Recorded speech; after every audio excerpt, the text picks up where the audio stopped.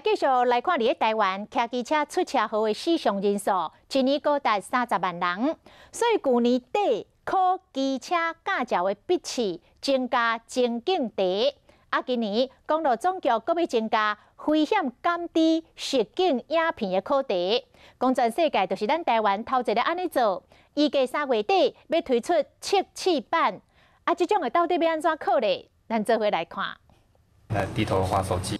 一边骑车一边使用手机去弄到货车，另外一台机车突然间倒弯，去直行的车弄到车尾。台湾一档机车事故死伤30万人，尤其是少年人上多。公路总局设计危险减低实景影片的考题，未来考照就无遐简单。干预部分大概是5秒，那这5秒一定是在危险发生之前的前3秒，也就是说，第3秒到第8秒中间你要做感应。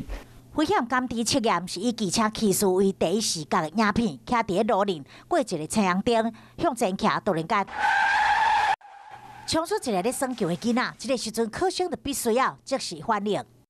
笔试电脑里面是会做随机播放，按滑鼠或者是触控我们荧幕都可以。机车考照笔试，2016年新增加多项式的情景考题，2018年底扩大多项题，有个今年3月下旬的推出的危险减低影片的测试版。机车考照重点毋是要考倒学生，是要考生学习安全骑机车。